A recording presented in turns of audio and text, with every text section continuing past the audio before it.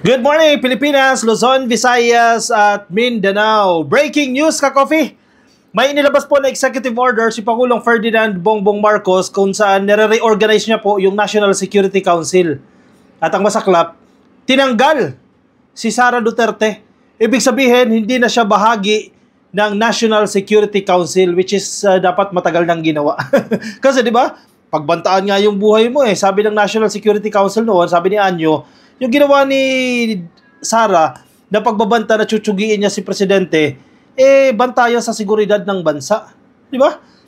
A matter of national security. Just in.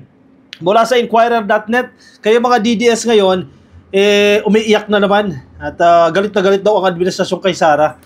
Tingnan nyo ginawa nyo. Kayo yung nagsimula. O ngayon, reaction lang to sa pinaggagawa ninyo. Yan, karma is real. Siyempre, ang Presidente, isi-secure niya yung Pilipinas. Siyang presidente, may mangyari masama sa Pilipinas, siyang sisisihin. Kung si Sara Duterte hindi na nakakatulong, hindi na naman dumadalo diyan sa mga pagdinig na yan ng NSC, bakit nandiyan pa siya? Chinugi siya. Tinanggal siya sa Reorganized National Security Council. At karma ito, ka-coffee. Kasi, binalikan natin nung panahon ni Digong. Ganoon din yung ginawa nila kay Leni Robredo. Di karma, di ba? Kung ano yung ginagawa mo sa kapwa mo, baka mangyari din sa'yo yan in the future. At ayun na, sa pool. Just in, President Ferdinand Marcos Jr. issues Executive Order number 81, which reorganizes the National Security Council and removes the Vice President from the NSC and the NSC Executive Committee. Babay, Sara. Total, hindi rin naman dumadalo, di ba? Pag iniimbitahan, pinapatawag, ang dami laging dahilan, di ba? Ang ipapadala doon, abogado niya, di ba? May events sa ganyan. May party, may ganyan, may year-end party, hindi makakapunta, may Christmas party, ganon. Pwede total, tanggalin na lang yan. Total, ganyan din naman ang ginagawa. At grabe din naman ito bastusin ng gobyerno. Bakit pa siya nandiyan? Di ba? Long overdue nga ito Executive Order number 81 also removes past presidents as NSC members but authorizes the Chief Executive to designate other government officials and private citizens as members. Isa pa yan. Long overdue na rin ito. Dapat tanggalin na yung past presidents. Kasi mamaya, iba yung motibo niyan. Isipin mo, si Digong parte pa ng National Security Council. Tama ba yun? Diba? Baka mas mag-acting-acting pa siya doon ng presidente. O dapat tsugiin talaga. Huwag isama dyan. Tama lang ginawa ni PBBM dito. Huwag nyo siyang sisihin dyan. Dahil tama lang. Tama lang yan. Kahit kayo yung nasa posisyon, ganyan din ang gagawin nyo. In EO81, Mr. Marcos says there is a need. Wow, Mr. Marcos lang Mr. Marcos says there is a need to ensure that NSC members, and I quote, uphold and protect national security and sovereignty, thereby fostering an environment conducive to effective governance and stability, according po sa ating presidente. Kasi kung may mga ligaw dyan, ligaw na halaman sa NSC, hindi makatutulong yan, di ba? Hindi makakabuti sa council yan. So, dapat burutin na yan, yung mga ligaw na halaman. Kasi mamaya, yan pa yung nagchuchuchu sa kalaban, di ba? So, mahirap-hirap na. Good thing, na-reorganize siyang National Security Council. Kasi pag sinabi mong council, ka-coffee, as compared sa mga government agencies na may structure talaga, ang council, kinatawan yan. Pag sinabi mong council, may representatives from this sector, halimbawa, from the Senate, from the Office of the President, from this agency, nagko-convene yan sila as a council, di ba? Parang nung unang panahon, mga barangay leaders, di ba? May mga representative. Nagsasama-sama sila at tatawagin silang council.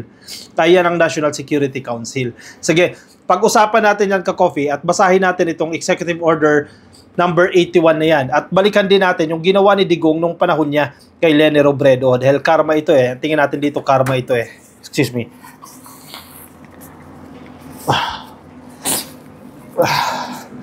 Pasensya na kayo dahil ako'y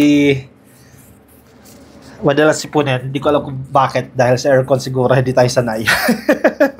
Anyway, sige. Let's proceed.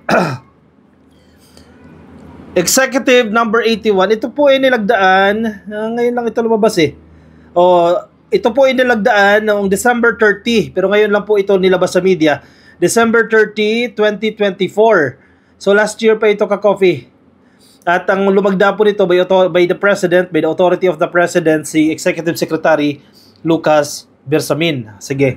Basahin natin yung important portions nitong executive order na to.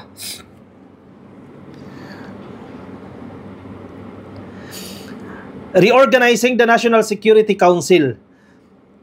Whereas Commonwealth Act No. 1 of the National Defense Act created the Council of National Defense, now the National Security Council under Executive Order numbers 115 and 292, or the Administrative Code of 1987 as the principal advisory body in the proper coordination and integration of plans and policies relating to or with implications on national security. So yan yung pinakamandato nila ka-coffee, yan yung pinaka-function nila.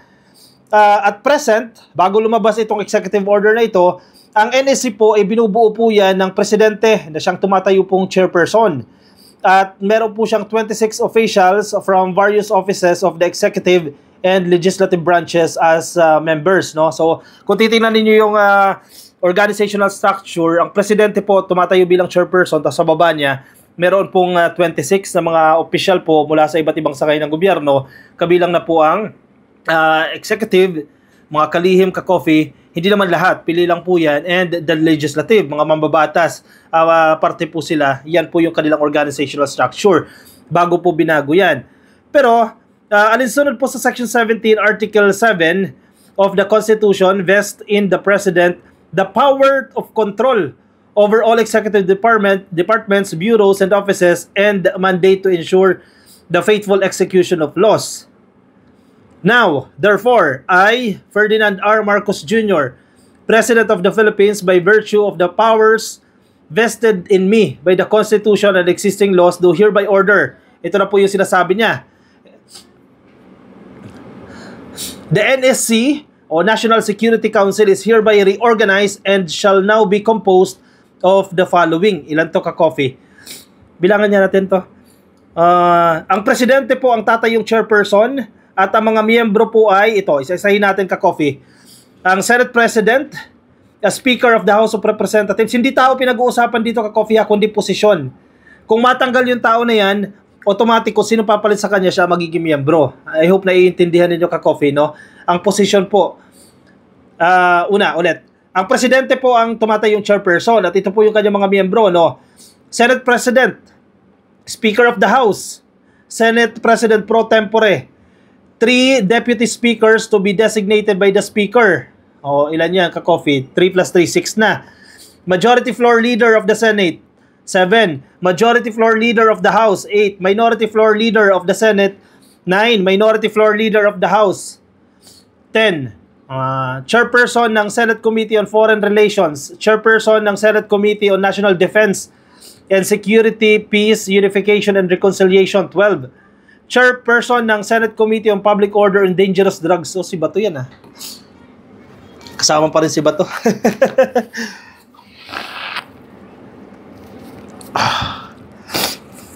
Kabagay, patapos na naman yung termino.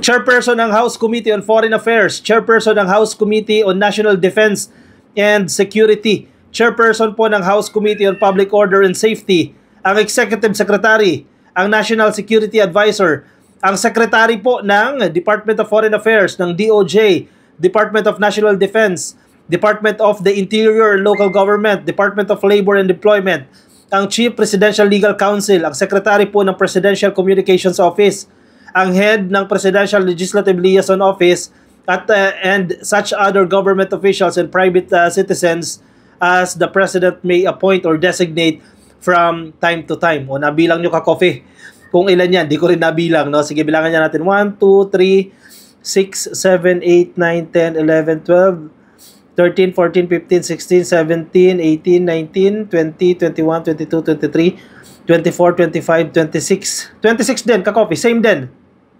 Noon, ang Presidente Chairperson plus 26 members. Ngayon po, ang Presidente pa rin ang Chairperson plus 26 members.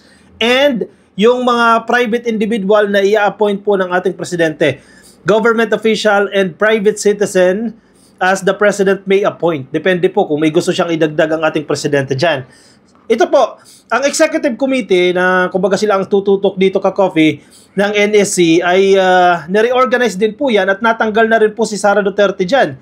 So sino po ang parte ng Executive Committee? Number 1 po ang Presidente, of course, siya ang tatayong chairperson. Executive Secretary, Senate President, or his representative. Not necessarily na yung Senate President, pwede siya mag-designate ng kanyang kinatawan. Ang Speaker of the House, or his representative, tatlo. National Security Advisor, Secretary po ng Department of Foreign Affairs at ng Secretary ng Department of Justice. Execomto ka-coffee ha, Executive Committee pinag-uusapan natin dito. Ang Secretary ng Department of National Defense, ang Secretary ng DILG, at yung iba pa pong mga opisyal na i-appoint ng Presidente. So, ang parte ng Executive Committee is Siyam ka-coffee. At least 9 po ang members po ng committee na yan. All orders, rules, and regulations and other issuances or parts thereof which are inconsistent with the provisions of this order are hereby repealed or modified accordingly. This order shall take effect immediately. Ngayon mismo, ka-coffee, noong 30 at 30, nag-take effect na po yung Executive Order number 81 ng Presidente.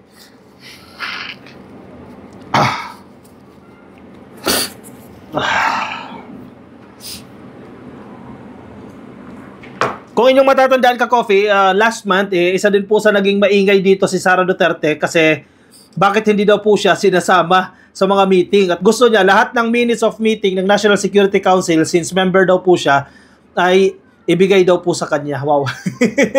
Ibigay daw sa kanya. Paano kung kalaban ka? Di ba? Paano kung banta ka sa national security? Pinagbantaan mo nga ang presidente eh. Natsutsugiin mo, di ba? Ibibigay mo pa ba yan lahat? Ito mga datos na to na hindi hingi ni Sara Duterte. Actually, deja vu ito eh. Nangyari ito panahon ni Digong eh. Kasi ganyan ang ginawa nila kay Lene Robredo. Ito, ganun din ang nangyayari. VP Sara questions NSC.